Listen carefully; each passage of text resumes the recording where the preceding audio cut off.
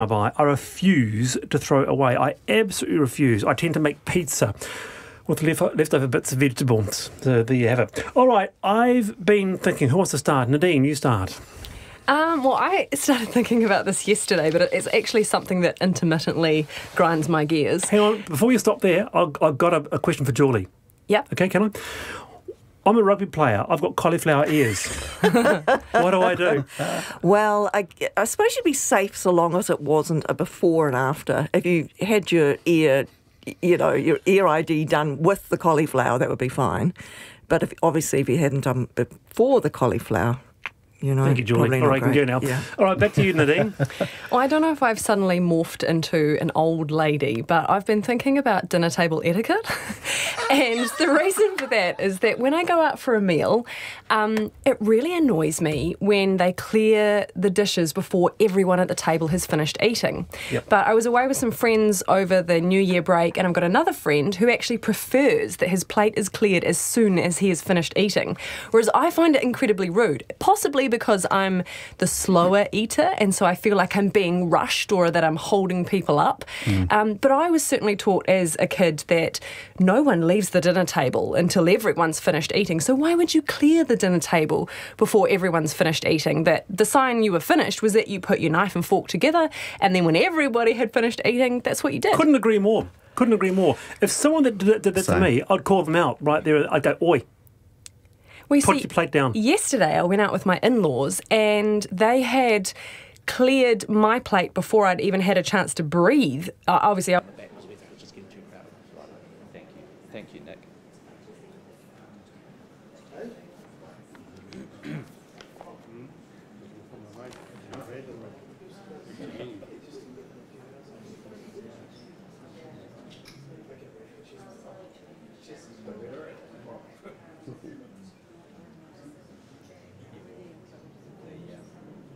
You don't want to see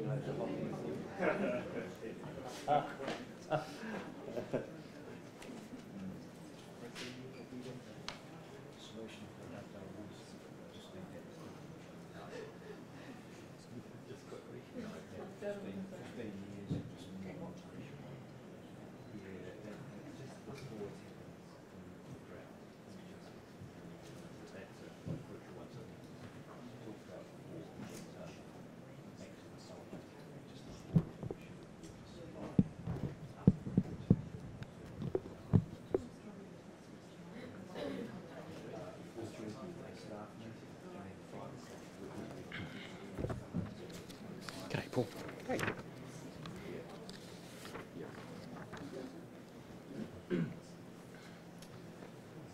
meeting Grant. Is Grant joining us? And Grant gets through and John.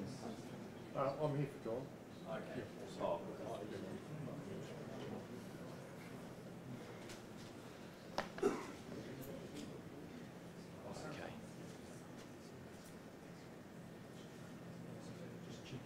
Okay, I saw him out.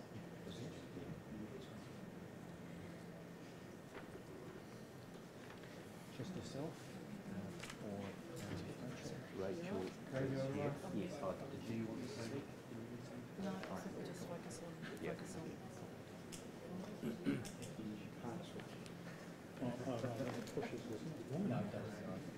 It does? Yeah. Just waiting for Grant, unless... Yeah. He's stepping in for John. Oh, hello. Yeah, just coming out. He's a national celebrity now. That's right.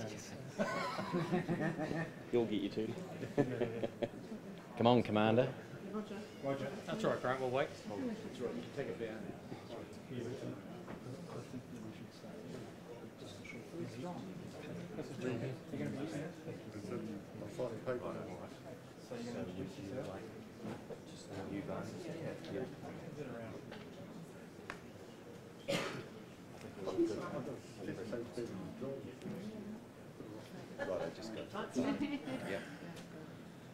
Kia ora tātou.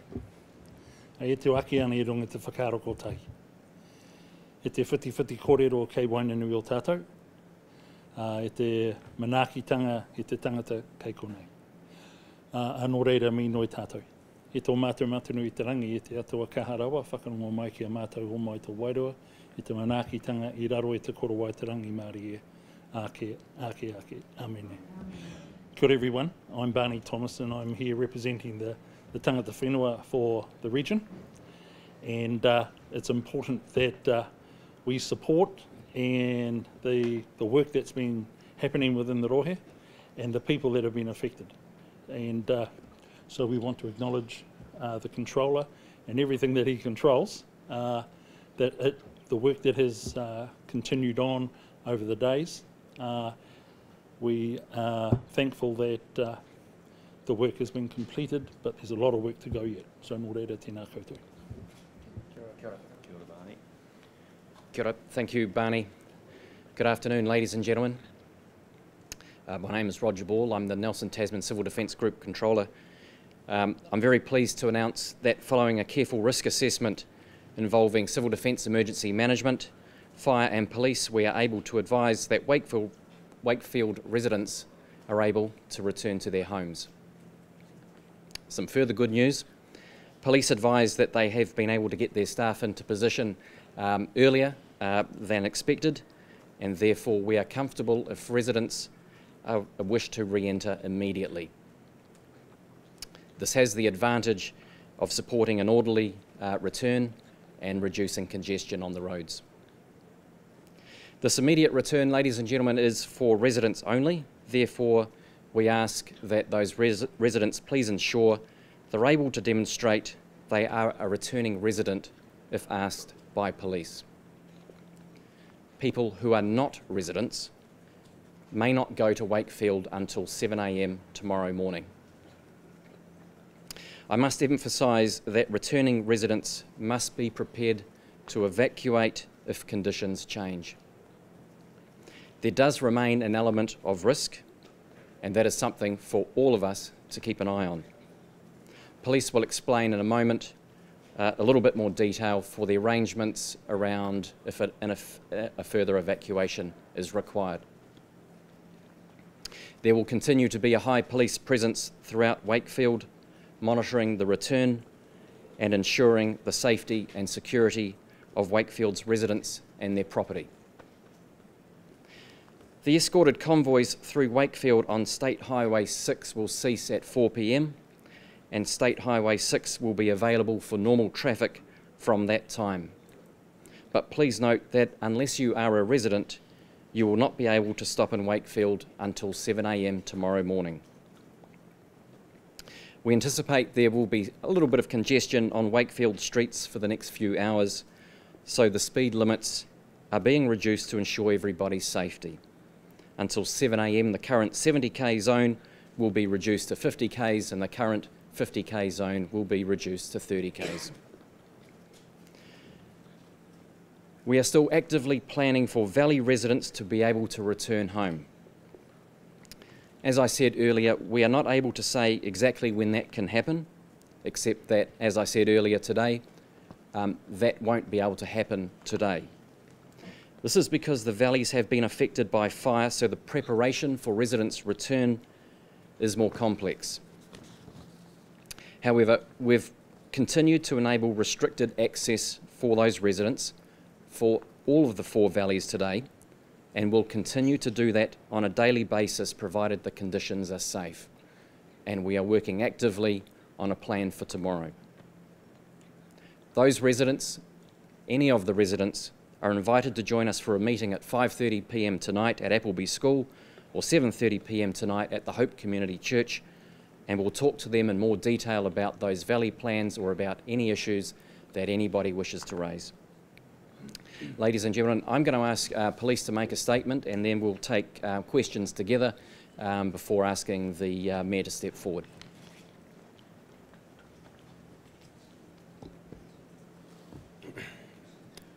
Good afternoon. Zane Hooper, Acting District Commander for the Tasman District. The residential areas of Wakefield will remain closed to everyone except residents until 7 a.m. tomorrow. State Highway 6 will have reduced speed limits through the Wakefield Township until at least 7 a.m. tomorrow. State Highway 6, as you've just heard, will be open without restriction from 4 p.m, but we are pleading to the local people and people travelling from afar that part of opening the state highway is to assist with the return of residents. And if you don't have essential reasons to be travelling through there, then we would ask you to please not do that. The re-entry plan will inevitably lead to some traffic congestion, and we're asking for people's patience. However, we know how motivated people are to return to their properties, and we do not want to unnecessarily slow that process down. The police and the New Zealand Defence Force will maintain a high visibility presence overnight in Wakefield area at key locations, and we will be monitoring access to residential streets. As part of this monitoring, our staff may stop and seek further information from you as to why you are in the area. The civil defence emergency prevails, and if you are not a resident of Wakefield, you are not to be in the Wakefield area. The police from 4 p.m. this afternoon until 4 p.m. tomorrow will have a 24-hour presence at the Wakefield police station. We would ask anybody who returns to their property tonight that requires a non-urgent police response that they make their report to the Wakefield police station either this evening or any time during the day tomorrow. If your response requires an emergency response, then please dial 111. The fire situation and the risk of re-evacuation prevails. We are balancing the challenge of keeping you, the community, safe while allowing you to return to your properties as soon as possible. We are asking, please, that you do not become complacent simply because you cannot see flame, and that you remain in a state of being prepared to evacuate. This state of prepare to evacuate means that at any time until further notice, you may need to re-evacuate at any time under urgency. Due to this status, vulnerable residents who were evacuated early by St John's will not be able to return to the Wakefield area this evening. Further contact to them from the Nelson Marlborough District Health Board has been made directly. Please also be advised that properties that were evacuated have been marked with spray paint on the windows. These marks were put on your properties to ensure emergency services were satisfied that your property was evacuated. They are easily removable, and we would ask you at your earliest opportunity, please, to remove those from your windows. The process for re-evacuation of Wakefield is something that we would ask residents to please have at the forefront of their mind. The process is as follows.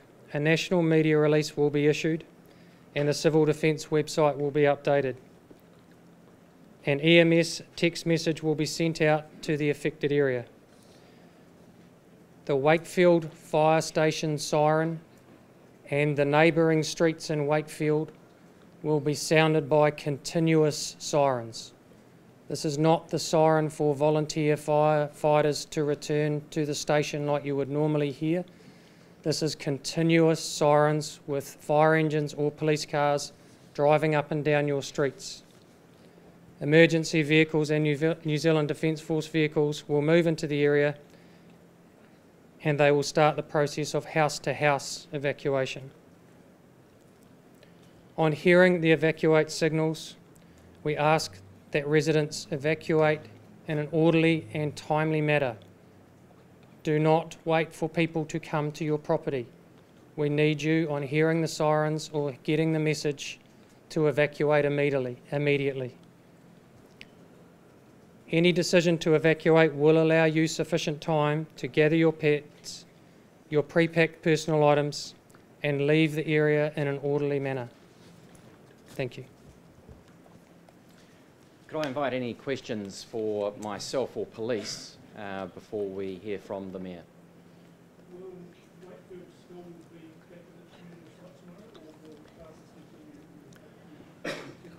I spoke to the school principal about half an hour ago, and although obviously they could, they're set up for school tomorrow at the church, And in light of the ongoing risk, I think, and uncertainty, they feel more comfortable staying there tomorrow, and then we'll review again. Can you put a percentage figure on how much of fire is contained at this stage? I'll ask my colleagues from Fire and Emergency to respond to that. Good afternoon, I'm Trevor Mitchell, I'm the Fire Controller for Fire and Emergency New Zealand. We haven't got a containment of the fire at all at the moment. Our guys have done some great work in reinforcing the lines around the fire, and we are comfortable at the moment that it's safe for the community to go back, but we can't preempt the weather and the changing conditions, so we say, you know, be prepared to evacuate still.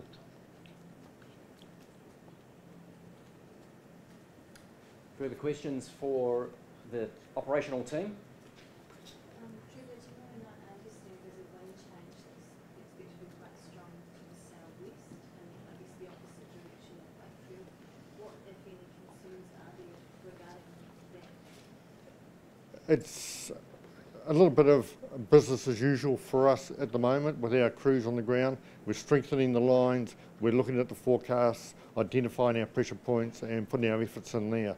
So we got through the weather period yesterday, and it's a little bit breezy up there again today, and things are still looking reasonably comfortable. No guarantees, but we are doing some really good work out there to, you know, maintain that fire perimeter. Good.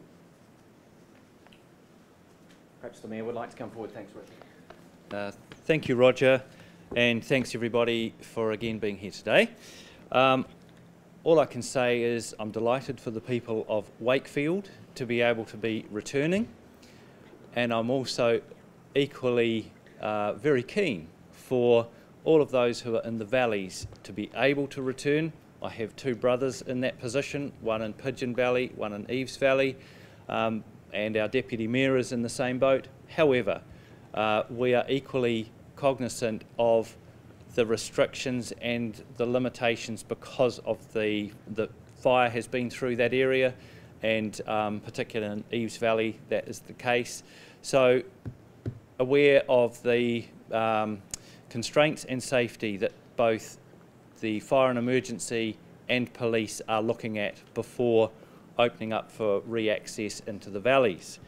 I would also like to, there's been one or two comments brought through that people are seeing agricultural equipment cultivating in one case. So as was from yesterday, forestry harvesting operations have ceased, and the requirement to cease in certain areas from Mount Arthur to the Richmond Range, across to the north of Nelson and further down south. So quite a big area, and that includes farm machinery as well. Interestingly, in one of those areas the cultivation was occurring next to the paddock where the helicopters are taking off from.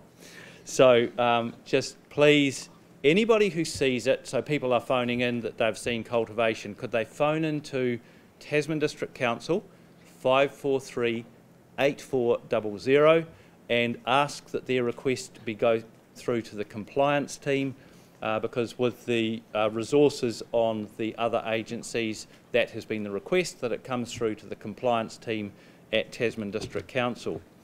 Can I also thank Barney and Shane, and you saw Barney earlier on, for the support that iwi have given.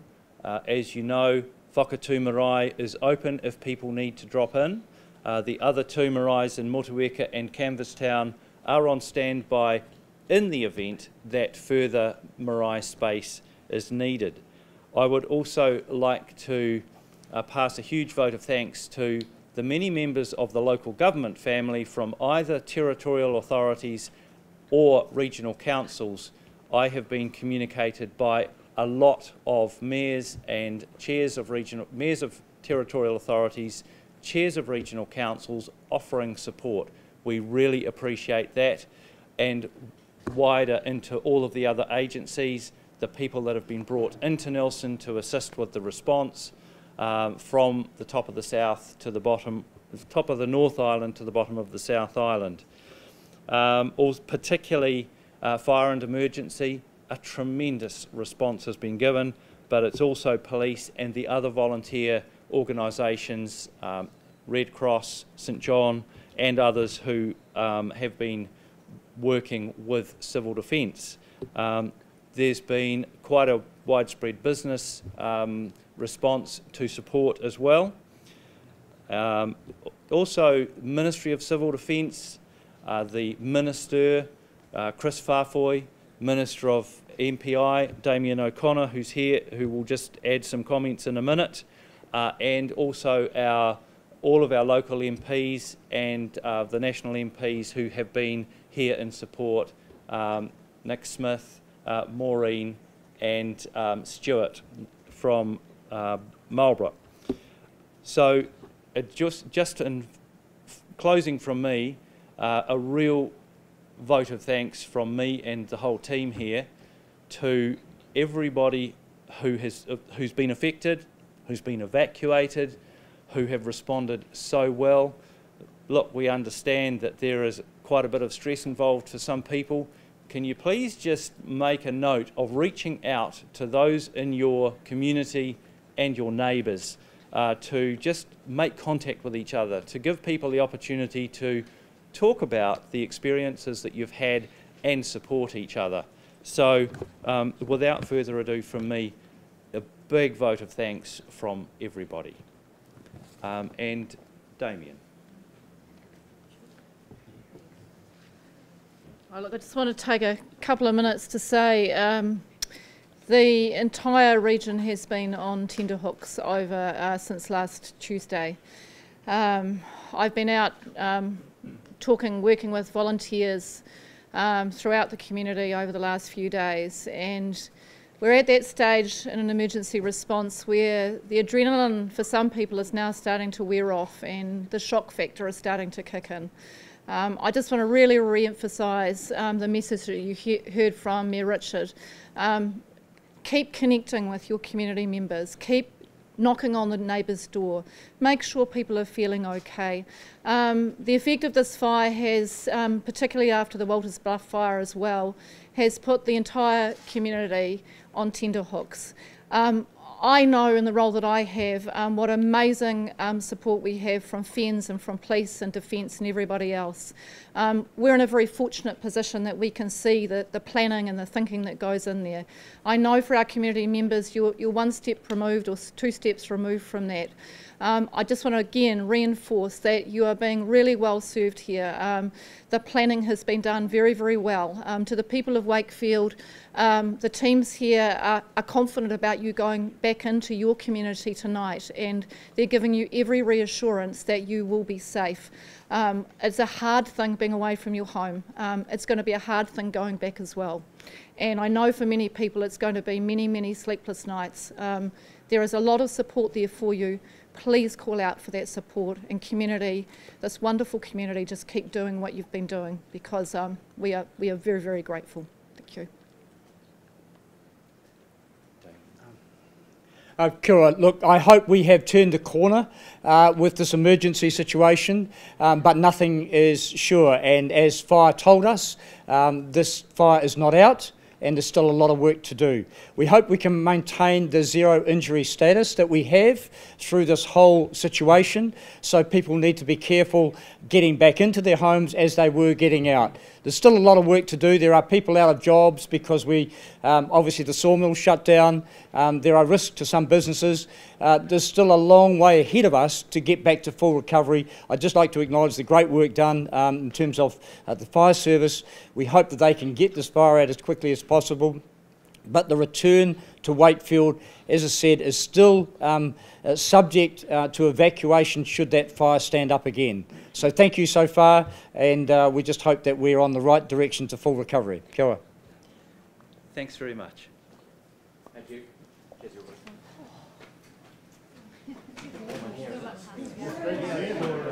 John says it's a heavy yours. I'm here.